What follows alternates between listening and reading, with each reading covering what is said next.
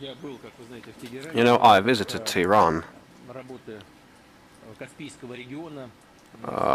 when I attended the meeting of the Caspian region heads of state meeting, and Iran is one of the priority partners for us. It's a preferred partner in the region. It's our neighbor, and we want to develop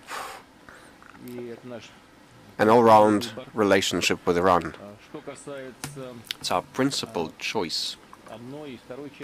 With respect to both parts of your question, I believe that the progress reached on the Iranian track is not accounted merely by our position, but also by the pragmatic stance adopted by the American administration. Otherwise, it would not have happened. We've been consistently upholding the position that has finally prevailed, but had it not been for the positive attitude of our partners, we would not be able to reach the final agreement. I don't think that the latest statement of the American president that the United States would step aside means that the United States would step aside from this policy. No, let's not forget that the administration feels pressure of a considerable part of Congress and some other groups of influence in the country that support Israeli interests. So I believe we should all together think what should be done to improve the good relationship between Iran and Israel. What should be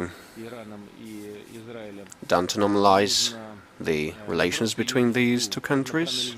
We should analyze all the aspects and minimize the negative impact. It's in the interests of Iran and Israel, I believe, and the whole of the global community. Just now in my address I said that we have achieved considerable progress on the Iranian track. I said that we should ensure the security of all the countries in the region, including Israel. This is a very important pillar of this strategy, otherwise we will not be able to move forward. With respect to sanctions, I'm convinced that this is a counterproductive measure. It will not entail any positive results with respect to the final settlement. I hope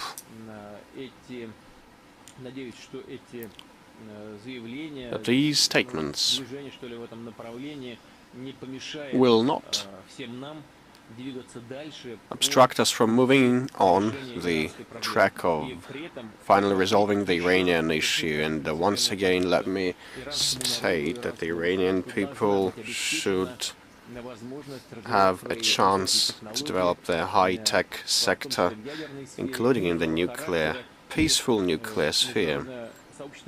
And the international community has no right to demand that Iran should be subject to some discriminatory limitations. And on the visits, as regards to the visit, it's going to be a matter of discussion between the foreign ministers. I have an open invitation from the head of state, and I would definitely gladly use it in due time and future. And as for this instrument, we need to consider its substance, but we are positive about